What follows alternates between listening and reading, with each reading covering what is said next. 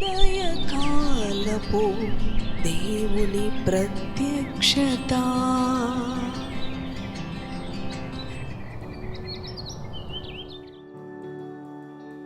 Praise the lord, హల్లెలూయా. ప్రభునందు ప్రియ దేవుని బిడ్డలారా, ప్రభు యొక్క అత్యంత కృపను బట్టి మరి యొక్క ఉదయకాల దేవుని ప్రత్యక్షపు వాక్కులోనికి వచ్చి ఉన్నాం. ప్రియ దేవుని బిడ్డలారా, మరి ఈ మొట్టమొదటి నెలలో ఎన్నో నిర్ణయాలు దేవుని ఎదుట, మన యొక్క ఆధ్యాత్మిక జీవితాలు కానీ, మరి మన భౌతిక పరిస్థితులు కానీ, దేవుడు మనకిచ్చిన ఈ దైనందిన జీవితంలో ఎన్నో మరి గొప్పగా మంచి ఆలోచనలు గత సంవత్సరంలో జరిగించనివి ఈ సంవత్సరమైనా నేను నెరవేర్చాలి, మరి నా టార్గెట్ నేను రీచ్ అవ్వాలి అని ఎన్నో ఆలోచనలు కలిగి అవును ఉన్న మన యొక్క జీవితాలను ఆయన దీవించాలని, ఆశీర్వదించాలని, ఆయన కలిగి ఉన్న ప్రణాళికలు నీ జీవితంలో ఈ సంవత్సరం సంపూర్ణతలోనికి రావాలి అని ప్రభు కూడా మన పట్ల ఆలోచన కలిగి ఉన్నాడు. కనుక ఈ ఉదయకాల ప్రత్యక్షపు వాక్కుకి మరి మన పడకల యొద్ద నుంచి లేచి జీవము మనలో ఉంచిన దేవుని స్తుతిస్తూ, ఎంతోమంది తమ పడకల యొద్దనే గత రాత్రే మరణించిన వారు ఉన్నప్పటికీ సజీవులుగా ఆయన మనలను లేవనెత్తాడు. ప్రభుని స్తుతిస్తూ ఈ దినచర్యను ప్రభుతో ప్రారంభించుకుందాం. పరిశుద్ధ గ్రంథములో మత్తయి సువార్త 7వ అధ్యాయము 17వ వచనమును చదువుకుందాం. అలాగుననే ప్రతి మంచి చెట్టు మంచి ఫలములు ఫలించును, పనికి మాలిన చెట్టు హాని ఫలములు ఫలించును. మంచి చెట్టు హాని ఫలములు ఫలింపనేరదు, పనికి మాలిన చెట్టు మంచి ఫలములు ఫలింపనేరదు. మంచి ఫలములు ఫలింపని ప్రతి చెట్టు నరకబడి అగ్నిలో వేయబడును. కాబట్టి మీరు వారి ఫలముల వలన వారిని తెలుసుకొందురు. హల్లెలూయా, దేవునికి స్తోత్రం. అవును ప్రియ దేవుని బిడ్డలారా, మరి మంచి చెట్టుగా మంచి ఫలములు ఇవ్వని మరి ఆ అనుభవంలో ఆ చెట్టు ఎందుకు ప్రయోజనము లేనందువలన దానిని ఆ తోటమాలి నరికి అగ్నిలో వేసే అనుభవం మనము చూస్తూ ఉంటాము. ఏదైనా ప్రయోజనకరమైనది మరి ఉపయోగకరముగా ఉన్నది అంటేనే అవును దానిని మరి అనుదినము కూడా నీరు పోసి ఎరువు వేసి గొప్ప ఫలాలు ఇవ్వడానికి ఆ తోటమాలి ఎదురు చూస్తూ ఉంటాడు. మంచి చెట్టు కాని ఫలములు ఫలింపదు. అవును ప్రియ దేవుని బిడ్డలారా, ఈ ఉదయకాలము ఈ నూతన సంవత్సరంలో మనము కూడా మరి మంచి చెట్టు వలె మంచి ఫలములు ఇచ్చే చెట్టు ఏ విధంగా అనేకులకి సంతోషకారణంగా ఉంటూ ఉందో ప్రభు అయిన యేసుక్రీస్తు మన జీవితాలను అనేకులకు సంతోషాన్ని కలిగించే విధంగా నీ కుటుంబానికి, మరి నీ యొక్క సమాజానికి, సంఘానికి, నీ ఇరుగు పొరుగు వారికి, నీ రక్త సంబంధులకు అందరికీ సంతోషకారణంగా నీ జీవితం ఉన్నదా? అంతకన్నా ముఖ్యంగా నీ దేవుని గణపరచుటలో, నీ దేవుని ఎదుట ఆయన నిన్ను బట్టి సంతోషించే అనుభవం.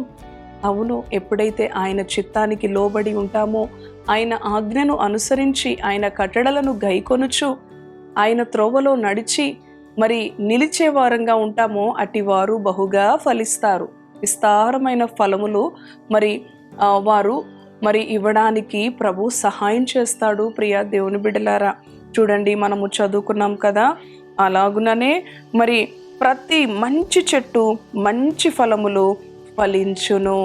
అవును, పనికి మాలిన చెట్టు చెడ్డ ఫలములు కాని ఫలములు. కానీ ఈ పనికి మాలిన చెట్టు ఎందుకు ప్రయోజనం లేదు, మరి ఎవరికి కూడా ప్రయోజనం లేదు.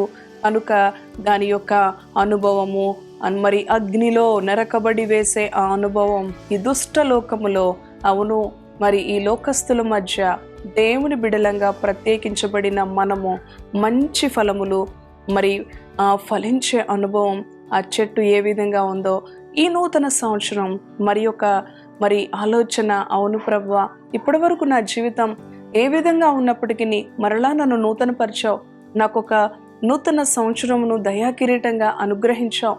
ఈ సంవత్సరమైనా మంచిగా జీవిస్తాను, నిన్ను సంతోషపెట్టే బిడ్డగా, నిన్ను మహింపరిచే బిడ్డగా ఉంటాను. ఇప్పటి వరకు నా సొంత కార్యాలే నేను చూసుకున్నానేమో, యేసుక్రీస్తు కార్యాలు నిర్లక్ష్యం చేశానేమో. నీ సన్నిధికి మరి నేను వచ్చుటలో, నీ సన్నిధిలో నా యొక్క పాలిభాగం, నా వంతు నేను పరిచర్య చేయుటలో, తోడ్పడుటలో ఇప్పటి వరకు నేను వెనక ఉన్నానేమో కదండి. ఎంతసేపటికి ఉదయం లేచి నేను, నా కుటుంబం నేను నా కుటుంబం బాగుంటే చాలు కదండి. మరి ఆయన అంటూ ఉంటాడు, నిన్ను వలే నీ పొరుగు వారిని కూడా ప్రేమించాలి అంటూ ఉంటాడు. అంతకన్నా ముఖ్యంగా నీ దేవుని నీవు పూర్ణ మనసుతో ప్రేమించాలి. పూర్ణ బలముతో, పూర్ణ జ్ఞానముతో, పూర్ణ వివేకముతో నీ దేవుడైన యెహోవాను ప్రేమించాలని ఆయన ప్రధానమైన ఆజ్ఞగా మనకు అనుగ్రహించి ఉన్నాడు. ప్రతి ఉదయమున లేచి దేని కొరకు పరుగులు తీస్తూ ఉన్నావు? అవును, ఈ సంవత్సరమైనా ఒక మంచి చెట్టు మంచి ఫలములను ఏ విధంగా అందచేస్తూ ఉన్నదో ఆ యజమానునికి. అవును ప్రియ దేవుని బిడ్డ, ఆయన నిన్ను ఏర్పరచుకున్నాడు, ఆయన నిన్ను రక్షించుకున్నాడు. ఆయన ఆజ్ఞ లేకుండా ఒక్క దినము కూడా మనము బ్రతికి ఉండలేము. ఆయన కృప లేకుండా అవును మనకెక్కడ క్షేమము లేదు. మనము మన యొక్క పరిశుద్ధ జీవితాలను దేవుని చిత్తము నెరవేర్చడానికి, ఆయన రాజ్యమును నీతిని వెతకటానికి, ఆయనను సంతోషపరచడానికి, మంచి ఫలములు ఫలించడానికి కదండి. మంచి ఫలములు అనే ఆ యొక్క అనుభవము అనేకులకు సంతోషంగా అవును కలిగించే ఆ అనుభవం ప్రియ దేవుని బిడలారా, నీ శత్రువులను ప్రేమించే అనుభవం, నీ యొక్క పొరుగు వారికి సహాయపడే అనుభవం, గొడవలకు దూరంగా ఉండే అనుభవం. అవును కదా, ఎంతోమంది ఎన్నో విధాలుగా సాతానుకి అవకాశం ఇచ్చి వారి హృదయ అంతరంగాలలో నెమ్మది లేకుండా జీవిస్తూ ఉంటారు, అసూయ కలిగి జీవిస్తూ ఉంటారు. ఎదుటి వారు ఎంతో అభివృద్ధి చెందుతూ ఉన్నప్పుడు మనము సంతోషించాలి, ప్రభువుని స్తుతించాలి. అవును ప్రియ దేవుని బిడ్డ, మంచి ఫలములు ఫలించే అనుభవం, దేవుని చిత్తాన్ని జరిగించే అనుభవం, అవును అది దేవునిని సంతోషపెట్టే అనుభవం. అలానే నీ ఎదుట నీ సమాజం, నీ కుటుంబం, నీ సంఘం నిన్ను బట్టి సంతోషించే అనుభవం ప్రియ దేవుని బిడ్డలారా. కాబట్టి పనికి మాలిన చెట్టు కాని ఫలములు ఫలిస్తూ ఉన్నది. కాబట్టి చూడండి, పనికి మాలిన చెట్టు మంచి ఫలములు ఫలింపనేరదు. మంచి ఫలములు ఫలింపని ప్రతి చెట్టు నరకబడి అగ్నిలో వేయబడుతుంది. అవును, పనికి మాలిన చెట్టు ఎప్పటికీ కూడా మంచి ఫలములు ఫలింపదు. అవును, అవి ఎప్పటికీ కూడా చేదుకరమైనవి, నోటికి ఎంతో అసహ్యాన్ని కలిగించేవి కదండి. అట్లానే మనము కూడా మంచి వారంగా పిలువబడుతూ మంచి అలవాట్లు, మంచి ప్రవర్తన, మంచి నడవడిక, మంచి ఆలోచన, మంచి మాట తీరు, అవును ప్రియ దేవుని బిడలారా, యేసుక్రీస్తుని ఈ లోకానికి చూపించే అనుభవం.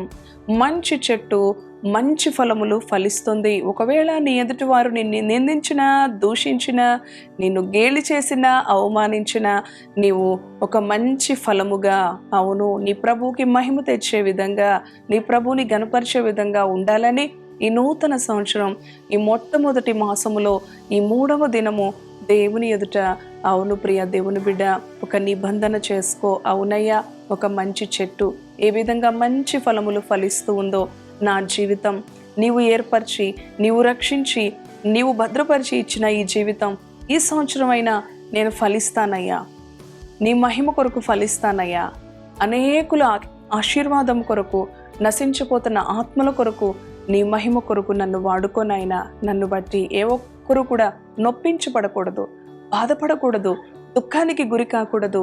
అవును నాయన, ప్రతి ఒక్కరికి కూడా అవును ప్రభువా, వారి యొక్క గాయాన్ని మాన్పే బిడ్డగా, వారికి సంతోషాన్ని కలిగించే బిడ్డగా, వారిని ప్రేమించే బిడ్డగా నన్ను బలపరచు నాయన అని దేవునికి సమర్పించుకోండి.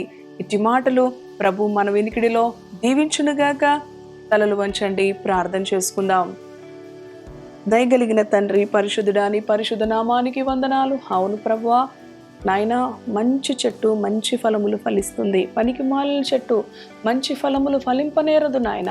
అట్టి పనికి మాలిన చెట్టు నరకబడి అగ్నిలో వేయబడుతుంది. అది ఏమాత్రము ప్రయోజనకరము లేకుండా ఈ సంవత్సరమైనా మా జీవితాలలో మంచి ఫలములు ఫలించే అనుభవం మా కుటుంబానికి, సంఘానికి, సమాజానికి, అంతకన్నా ముఖ్యముగా నిన్ను గణపరచుటలో, నిన్ను సంతోషపరచుటలో, నిన్ను మహిమపరచుటలో, ప్రతి విషయంలో కూడా నీ సహాయముతో ఎదుర్కోవడానికి, అది ఏ శ్రమైనా తండ్రి, ఏ పోరాటమైనా, ఏ యుద్ధమైనా తండ్రి, అది నీ బిడలకి ఏ నొప్పిని కలిగించే, అవును ప్రభువా తండ్రి, నాయనా నీకు వందనాలు. ఈ నూతన సంవత్సరం, ఈ 2025 సంవత్సరం నీ బిడలను మీరు రూపాంతరపరచండి, పునరుద్ధరించండి, నూతనీకరించండి. నూతన ఆత్మ, పరిశుద్ధాత్మ శక్తి. అవును ప్రభువా, నీ ఆజ్ఞను గైకొనుటలో, నీ కట్టడలను అనుసరించుటలో, నీ వాక్యము నా పాదములకు దీపము, నా త్రోవకు వెలుగు. అవునయ్యా తండ్రి, అట్టి రీతిగా నీ వాక్యానుసారంగా అయ్యా ఈ దుర్దినాల్లో, అంత్యదినాల్లో నీ మహిమ కొరకు జీవించడానికి నీ ప్రియ బిడ్డలను సిద్ధపరచండి.